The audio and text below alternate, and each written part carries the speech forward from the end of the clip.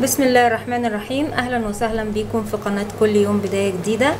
النهاردة معانا اكلة شعبية واقتصادية وكل الناس او معظم الناس بتحبها في مصر، بس انا معرفش بصراحة في الدول العربية بيعرفوها ولا لا، بياكلوها ولا لا، وممكن تكون معروفة عندهم باسم تاني. النهاردة هنعمل المسقعة بالطماطم، يعني بصلصة الطماطم وبالخل والثوم. دي احنا بنعملها ساعات جنب الاكل وساعات بنعملها كوجبة، بنغمسها كده كوجبة، بتبقى اكلة شعبية وتقضية يوم بالنسبة لنا. يعني ممكن نعمل جنبها شوية بطاطس محمرة او نحمر البطاطس ونحطها في نفس الصلصة بتاعتها، بتبقى برضو ظريفة جدا جنبها. انا معايا لديت حوالي كيلو فلفل اخضر رومي مش حراق. طبعا انت لو بتحبي الحراق ممكن تحطي قرون فلفل حراقه.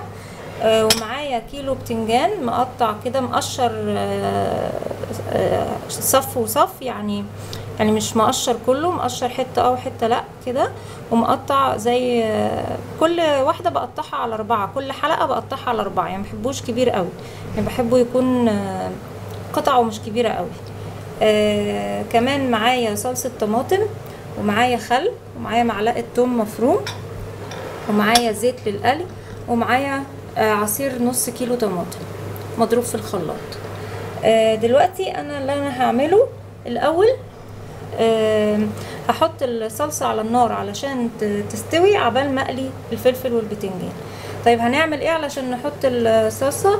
هحط اول حاجه الزيت، واول ما يسخن، لا مش هحط من الزيت ده، انا هحط من الزيت اللي هو العادي، الزيت العباد العادي، يعني هحط شويه اللي هو ده عافية عباد شمس. هحط منه شوية في الحلة، وهروح منزله عليه الثوم المفروم واشوحه فيه، واول الثوم ما يبتدي ياخد لون بسيط كده بروح حاطه عليه الخل، وبعدين احط الطماطم المضروبة والصلصة وبوطي عليها وبسيبها تستوي. بعد ما بعمل كده ببتدي اقلي، او ممكن تبداي تقلي وبعد كده تعملي الصلصه عادي مفيش مشكله، بس انا بحب اخلص الصلصه الاول عشان ابقى فايقه للقلي، عشان مفيش حاجه تتحرق مني. وبطلع المقليات على مناديل كلينكس عشان تمص الزيت بتاعها، وبعد كده برصها في صينيه او في حله او في اي حاجه او في بايركس، وبنزل عليه صلصه الطماطم، وبتبقى جميله جدا وبألف هنا وشفا. دلوقتي هبدأ اعمل معاكم صلصة الطماطم. انا جبت الحلة اهيت واولع النار، وهبتدي احط شوية الزيت مش كتير، حبة يا دوبك صغيرين اللي هو يتحمر فيهم الثوم،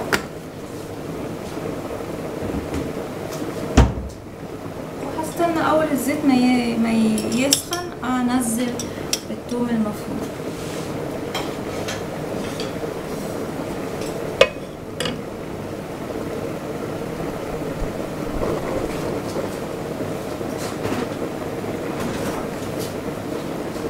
هبتدي انزل الثوم،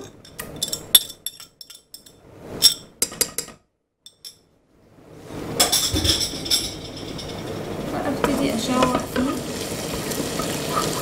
كده. طبعا بيتحط لها ملح وفلفل، انا ما قلتش الملح والفلفل في المكونات، بس هي طبعا بيتحط لها ملح وفلفل بس، ما بتحطلهاش اي حاجه تانية، ممكن شويه كمون.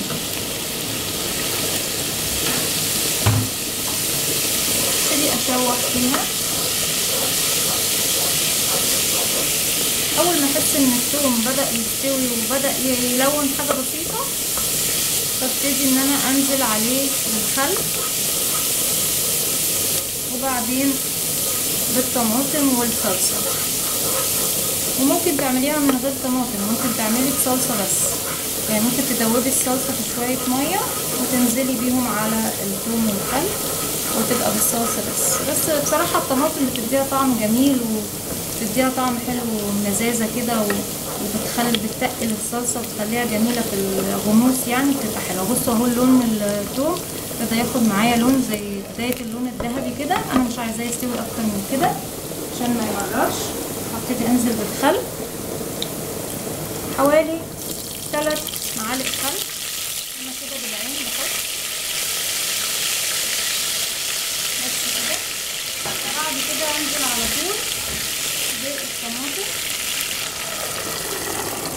المضروبة، وبعدين هجيب الصلصة.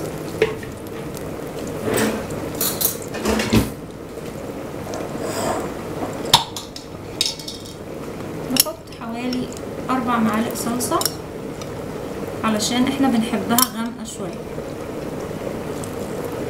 يعني تقريبا نص برطمان من برطمانات الصلصة دي.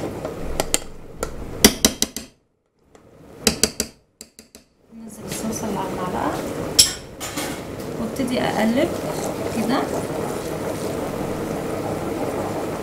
ادوب الصلصة مع الطماطم، وابتدي ابهرها بقى، احط الملح والفلفل والكمون.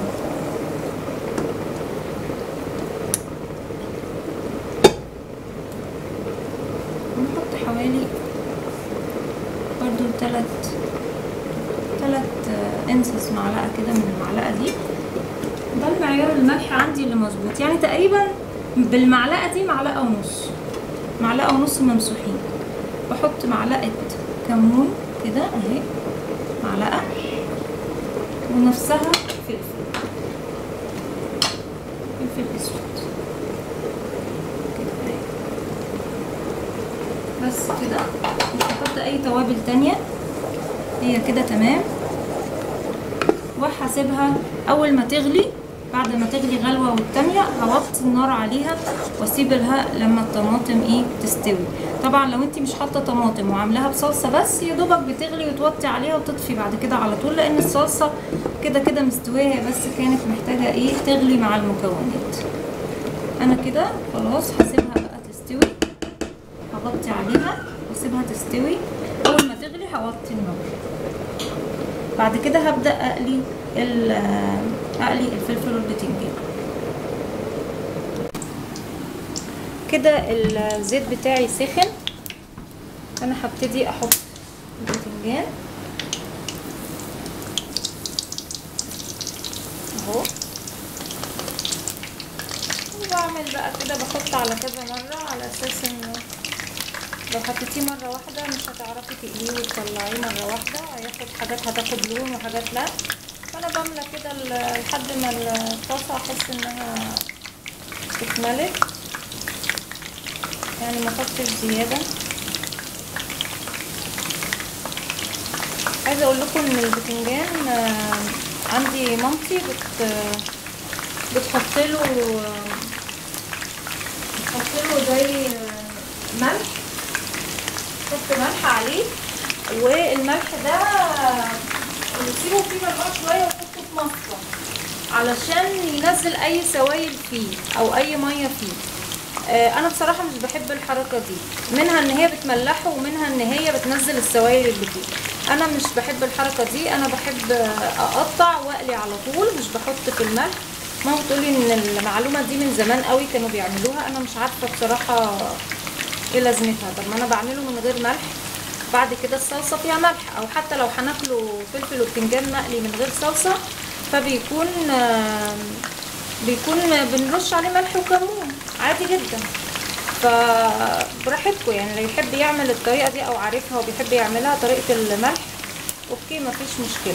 انا بقى دلوقتي هقلي كل كميه البتنجان واقلي كل كميه الفلفل بنفس الطريقه كده لحد ما ياخد اللون الذهبي الجميل، وهرجع لكم تاني لما اجي احط الصلصه على المسقعه. استنوا. ودلوقتي يا جماعه زي ما انتم شايفين انا قليت الفلفل كله والبتنجان كله والصلصه استوت اهيت. فهبتدي بقى احطها في البايركس بتاعي، هحط نص فلفل ونص بتنجان وهحط عليه الصلصه. وطبعا احنا بناكل منها وهي كده، بنغرف في اطباق صغيره على قدنا وبناكل منها، واللي بيتبقى بحطه في علبه بلاستيك بغطا واحطه في التلاجة لما نعوز تاني بناكل. طبعا ده كيلو كميه برضو كبيره، يعني مش شويه. ممكن تعملي في حاجات في كميات قليله، وممكن تعمليه كل يوم، وممكن تعمليها تكفيكي يومين 3. فانتي براحتك على حسب ما ولادك بيحبوها وعلى حسب ما انتي بتاكليها. انا كده يا جماعه اهو حطيت نص فلفل ونص بتنجان، وببتدي انزل بالصلصه بتاعتي عليها. وممكن كمان بعد ما نحط الصلصه تاخديها غلوه واحده على البوتاجاز او في الفرن زي ما انت عايزه، وممكن تتاكل كده عادي لو مفيش امكانية ان انت تحطي تاني على النار، مفيش مشكلة خالص. لكن الغلوة برضو بتخلي طعم الصلصة يدخل جوه الحاجات حلوة قوي يعني. كده اهو ابتدي اوزع الصلصة عليها كلها وافتح لها كده على خفيف بحيث ان الصلصة تنزل لجوه تنزل لتحت مكان الحاجات اللي موجودة تحت اللي مش واصل لها الصلصة.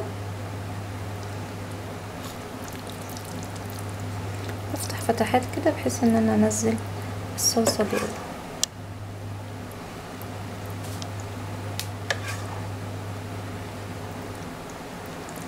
تقريبا حلو، بس انا برضو هحط حبة الصلصة دول لان هو الفلفل والبتنجان هيشرب من الصلصة، فاحنا بنحب الصلصة بتاعتها زيادة، فانا هزود الحبة اللي باقيين دول كده.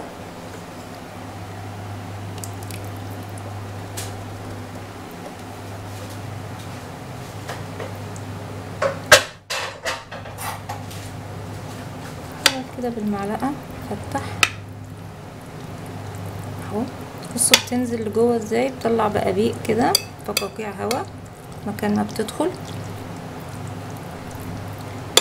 وده كان المسقعة اللي بالخل والثوم والصلصة او صلصة الطماطم. يا رب يكون الفيديو عجبكم ويكون خفيف عليكم، وتكون الاكلة ديت اكيد طبعا كل المصريين عارفينها، تعجب اخواننا في الدول العربية ويجربوها وتعجبهم ان شاء الله وياكلوها بألف هنا وشفا. وبتمنى ان انا اشوفكم على خير في فيديو جديد.